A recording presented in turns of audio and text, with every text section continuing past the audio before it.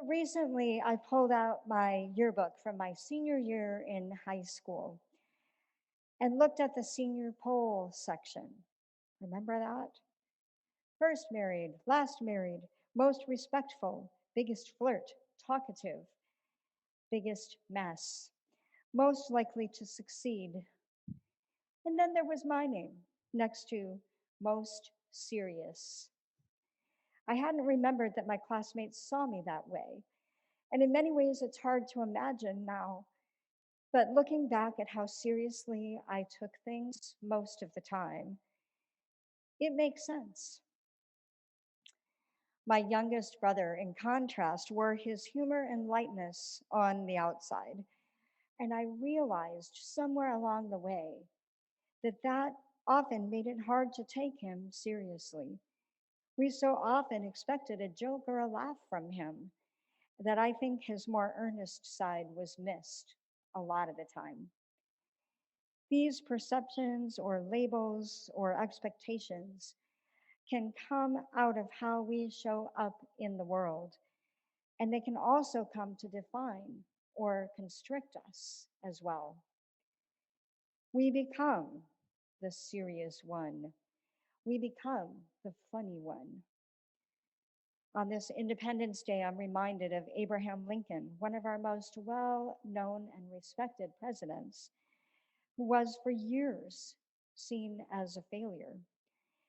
He lived with sometimes debilitating mental illness and lost far more elections than he won on his way to becoming president of the United States. Albert Einstein, brilliant scientist, famous for defining the theory of relativity, was a horrible student in his younger days. And in fact, there was actually concern that he might have a learning disability that prevented him from learning in academic settings. The labels placed on them may have had some basis in truth. Lincoln did experience many failures, and Einstein did struggle in school. But ultimately, the labels placed on them did not fit the fullness of who they would become. Jesus in today's gospel faces the reality of the labels attached to him by those who have known him longest and best. Hearing the powerful wisdom of his teaching and seeing the miracles he is capable of. Jesus, after all, has just returned from healing Jairus' daughter and the woman with hemorrhaging. They can't reconcile what they know of Jesus, their neighbor, with what they are seeing now. This is Joseph and Mary's son, his family and neighbors say. We know him and his siblings. They insist that he is the carpenter's son, nothing more, nothing less. Who does he think he is, trying to be anything different? Defying all of their expectations, Jesus unapologetically claims his identity and call as the Son of God. Who he is as the son of a carpenter and a Nazarene comes after that.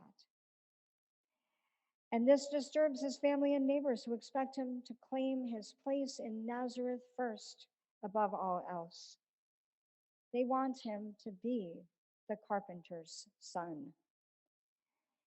As theologian Debbie Thomas writes in her blog this week, Jesus refuses to stay in his lane and persists in sharing the truth of God that he has come to proclaim.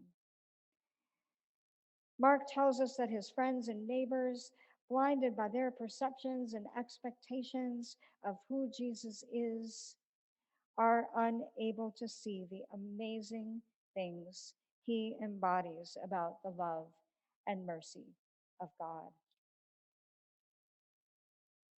This is such a human thing we do, isn't it? We as humans have an unfortunate habit of placing our expectations on limits, on ourselves, and on one another. And that can blind us to the truth of who God has created us to be. We all have expectations, conscious or not, of others based on what we know about them: immigration situation, level of education, religion, socioeconomic status, or even, assuming they're from St. Louis, what high school they went to. It's more comfortable, isn't it, when we know what to expect? Jesus refused to stay in the lane created for him and claimed his identity in God, much to the chagrin of those around him who knew exactly what to do with Jesus, Joseph and Mary's son, but had no idea what to do with Jesus, Son of God. Jesus refused to stay in his lane, even knowing that there would be those who would reject him because of that. And he prepares his disciples for that reality, telling them that as they go out to carry the gospel that God has given them to embody in the world, there will be those who will refuse to hear the good news they have to share. Jesus advises his disciples to shake the dust off their feet, the dust of rejection, and claim the truth of God's call and promise that remains even when others can't see it. God shares the same wisdom with Ezekiel, saying that when he brings the word of God to the people of Israel, there will be those who will refuse to hear. But that rejection will not make Ezekiel any less a prophet. Being our imperfect, vulnerable, unique selves does not stop us being a prophet either. Paul reminds the Corinthians of this as he shares about the thorn in his side that he can't get rid of, no matter how hard he tries. We don't know what the thorn is, but Paul does make it clear that being God's beloved is not about being perfect, but about God's claiming us and showing us who we are. When we see ourselves and those around us as God sees us, children of God, God frees us from the mistakes that we make and tells us that being human does not equal worthlessness. God frees us from those labels and expectations, and we can experience the surprising and amazing things that God is doing in and around us. That most likely to succeed or fail, that most serious label in the high school yearbook, doesn't have the power to predict what use God will make of us and our lives. Just as our identities as children, parents, siblings, friends, abled or disabled, gender, ethnicity, St. Louis native or transplant, married or single, and all of the other identities that we carry are part of who we are, but they can never fully define us.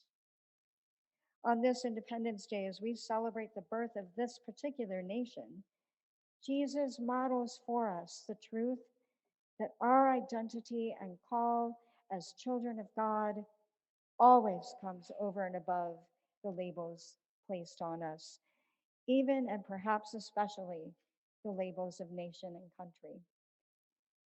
Shaking off the dust of expectations and rejection allows us, all of us, to live into the fullness of who God calls us to be and opens our hearts to experience the miracles of God all around us, just when we least expect it. Whatever other labels we carry, we are first and foremost beloved of God. Thanks be to God.